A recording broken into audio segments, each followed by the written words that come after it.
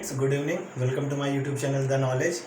दोस्तों, as per like previous lectures, we are going to continue Indian polity part 4 directive principles of state policy. मतलब दोस्तों हम जो है आज पढ़ेंगे इंडियन पॉलिटी का भाग 4 राज्य के नीति निर्देशक तत्व।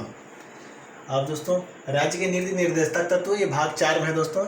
इसमें दोस्तों आर्टिकल 35 से आर्टिकल 51 तक का जो कंटेंट है दोस्तों, आर्टिकल 36 से अनुच्छेद 36 से अनुच्छेद 51। अब दोस्तों देखिए इसकी जो राज्य के नीति निर्देशक तत्व में जो भी आते हैं उनकी डिफिनीशन क्या है कि वे मौलिक अधिकार जो न्यायालय में परिवर्तनीय विचारधाराओं के अंतर्गत नहीं आ रहे थे उन्हें राज्य के नीति निर्देशक तत्व कहा गया। डीपीएसपी मतलब दोस्तों राज्य के नीति निर्देशक तत्व, इसको शॉर्ट में डीपीएसपी बोलते हैं। राज्य के नीति निर्देशक तत्वों को शॉर्टकट में डीपीएसपी बोलते हैं। तो दोस्तों वे मौलिक अधिकार जो न्यायालय में परिवर्तनीय विचारधाराओं के अंतर्गत नहीं आते उनको दोस्तों राज्य के नीति निर्देशक तत्व कहा गया। और दोस्तों इसमें इसका तात्पर्य क्या है? इसका तात्पर्य यह है कि सरकार को जनता की किस प्रकार की सुविधाओं का ख्याल रखना चाहिए।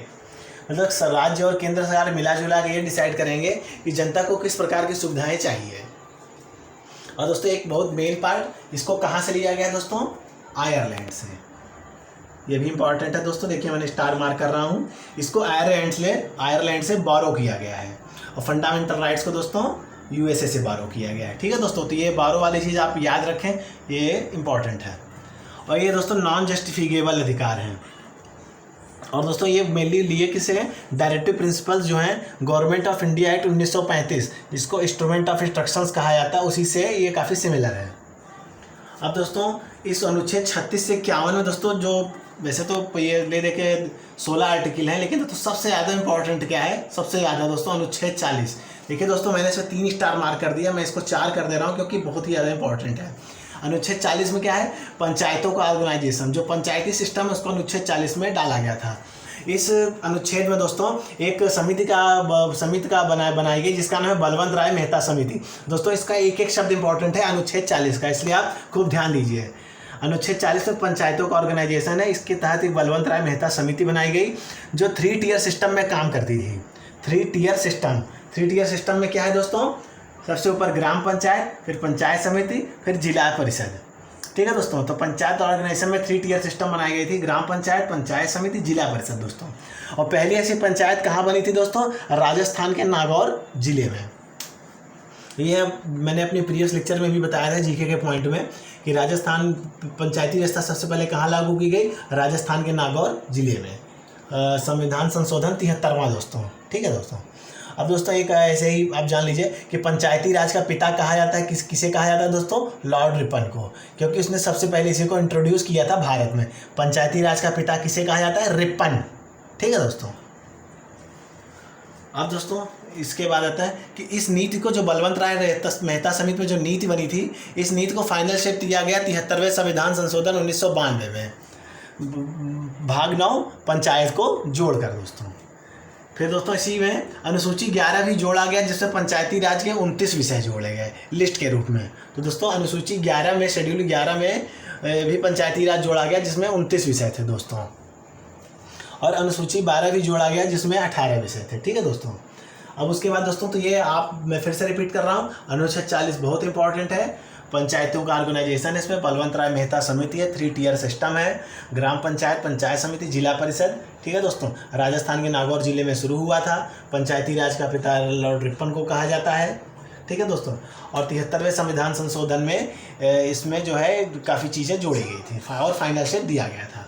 ठीक है दोस्तों, अब दोस्तों आ जाता है हमारा इसके बाद अनुच्छेद 44। ये इसलिए थोड़ा सा इंपॉर्टेंट है क्योंकि इसमें दिया हुआ यूनिफॉर्म सिविल कोड, समान नागरिक संहिता, अनुच्छेद 44।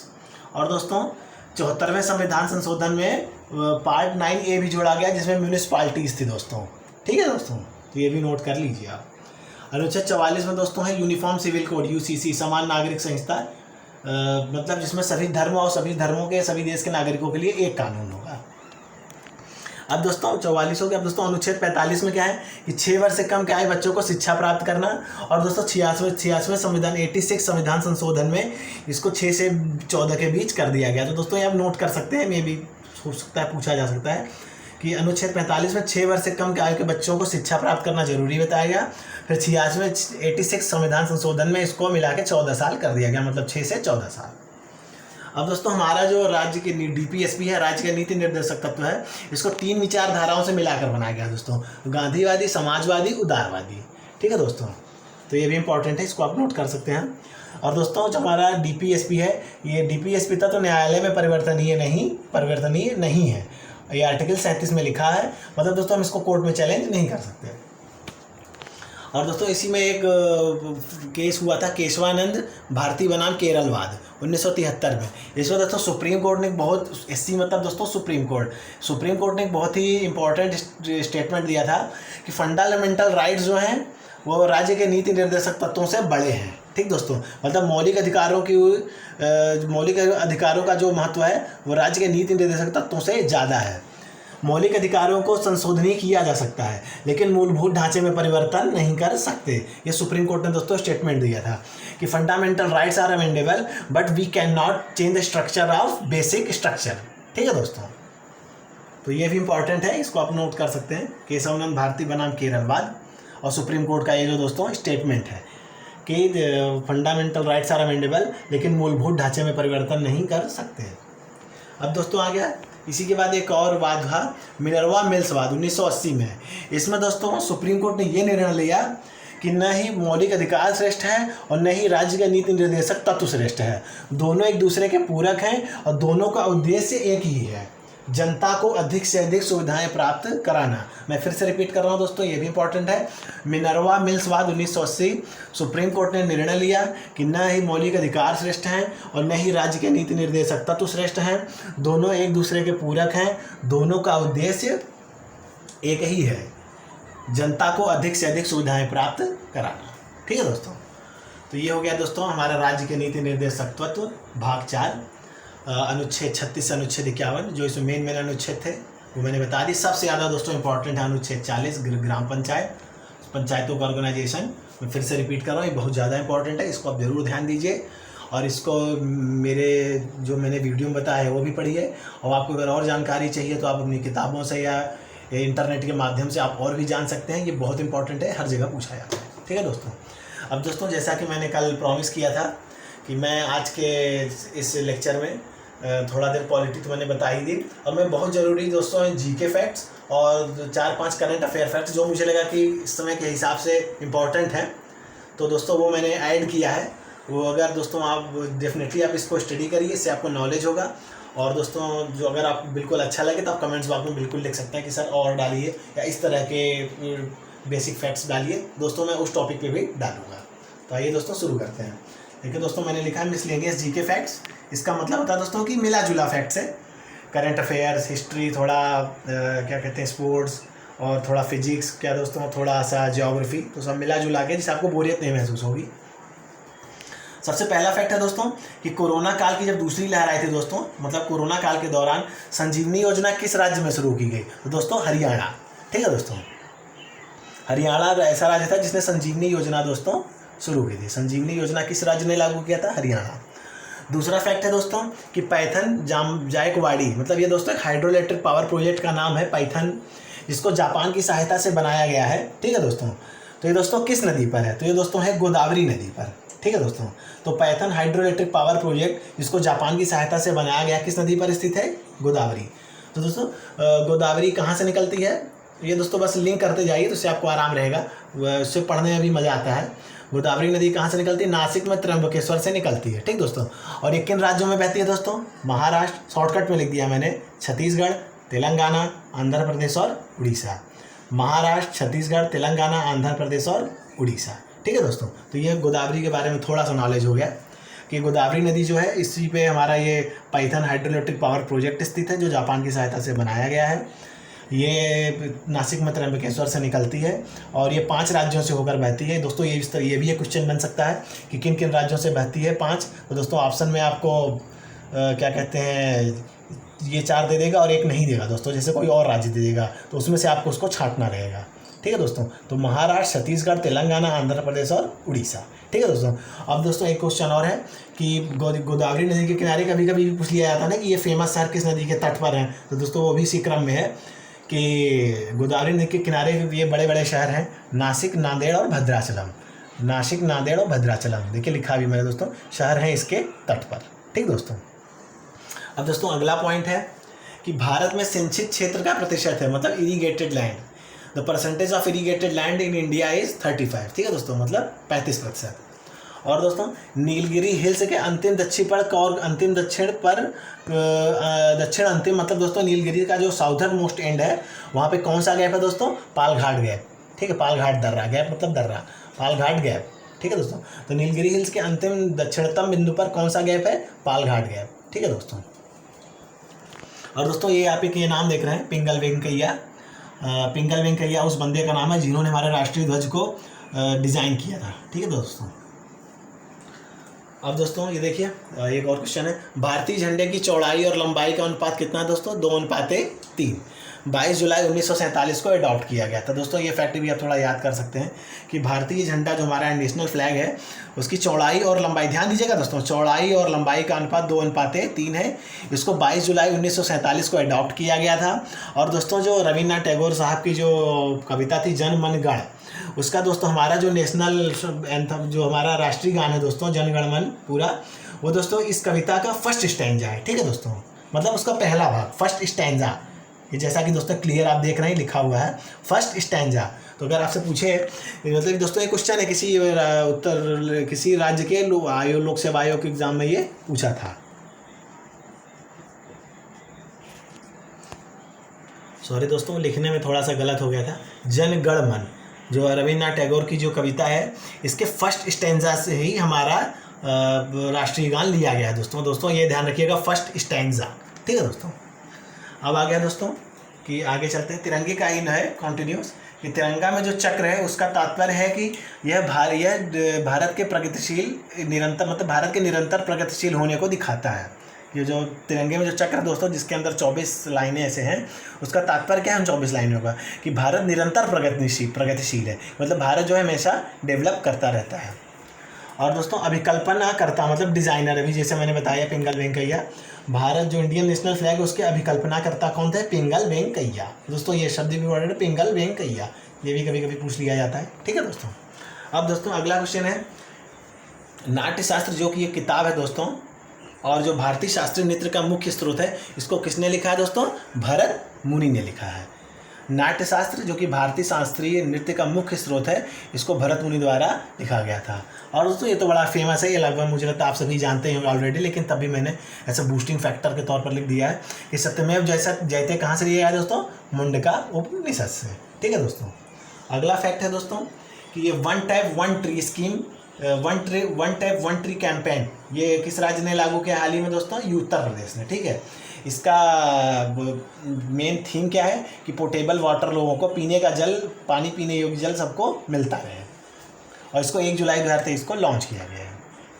और दोस्तों अगला क्या है कि उत्तरी चाइना के हम्बई क्षेत्र में 5 कलर सिल्क इंपीरियल एडिक्ट्स मिले हैं। मतलब दोस्तों इंपीरियल एडिक्ट्स मतलब राजकीय शिलालेख। ठीक है दोस्तों, तो उत्तरी चाइना के हम्बई क्षेत्र में 5 कलर सिल्क इंपीरियल एडिक्ट्स मिले हैं।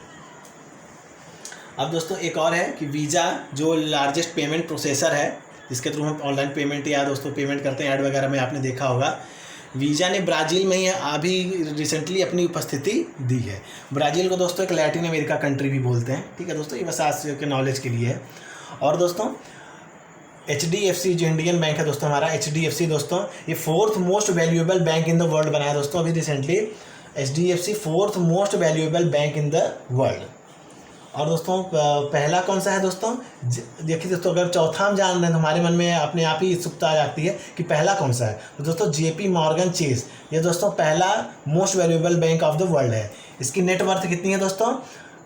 416.5 करोड़ डॉलर। मतलब दोस्तों ये बिलियन मतलब होता है 100 करोड़, मतलब 416.5 करोड़ डॉलर। और हमारी HDFC की कितनी है? 171.8 बिलियन डॉलर। ठीक है दोस्तों, तो ये आप नाम याद रखिएगा कि हमारा जो HDFC बैंक है वो 4th most valuable bank in the world है। और पहला कौन सा है? JP Morgan Chase. अब दोस्तों अगला फैक्ट है, मैरी कॉम दोस्तों जो पहली महिला ओलंपिक मेडलिस्ट हैं, उनको global Indian icon of the year award दिया गया है। मतलब मैरी कॉम जो भारत की पहली महिला ओलंपिक मेडलिस्ट हैं, उनको global Indian icon of the year चुना गया है। यूके इंडिया अवार्ड्स में विंस्टर जो कि वहाँ का एक शहर है, वहाँ पे चुना गया है। Global Indian icon of the year Mary Kom को चुना गया है। और दोस्तों ये एक फिजिक्स का क्वेश्चन है कि असमान सदिशों की न्यूनतम संख्या जो शून्य परिणाम दे सकती हैं। मतलब दोस्तों कि ऐसे कितने वेक्टर्स को हम ऐड करें अनइक्वल कि उनको जोड़ने पे रिजल्टेंट जो है वो 0 है। ठीक है दोस्तों, मैं सिंपल लैंग्वेज में और बता रहा हूँ। तो दोस्तों उसको नंबर है 3। ये देखिए दोस्तों, मैंने बनाए हुए ट्रायंगल लॉ भी होता है दोस्तों फिजिक्स में कि अनइक्वल मैग्नीट्यूड्स के अगर वेक्टर्स हैं उनको हमें ट्रायंगल के फॉर्म में ही अगर रखेंगे तो हमारा रिजल्टेंट दोस्तों 0 आएगा। ये ऐसे जनरल नॉलेज में आपसे पूछ भी सकता है।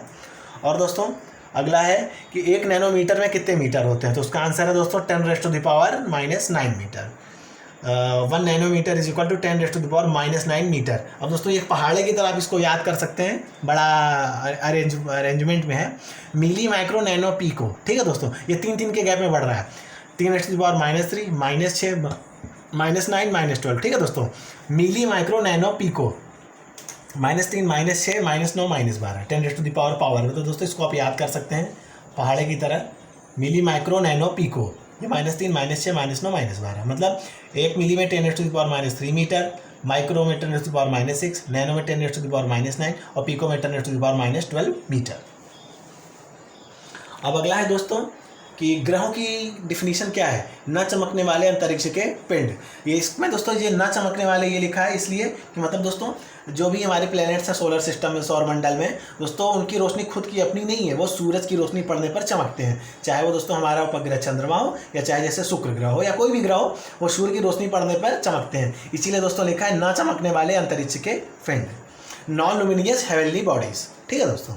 अब दोस्तों अगला क्या है कि अभ्रक जो माइका है विद्युत उपकरणों में प्रयोग किया जाता है। ठीक है, इलेक्ट्रिकल अप्लायंसेस में अभ्रक का प्रयोग सबसे ज़्यादा इसलिए करते हैं क्योंकि यह उष्मा का सुचालक है, कंडक्टर ऑफ हीट। ठीक है दोस्तों, उष्मा का सुचालक है और विद्युत का कुचालक होता है, नॉन कंडक्टर ऑफ इलेक्ट्रिसिटी। इसीलिए दोस्तों उसको अभ्रक को उसमें यूज किया जाता है।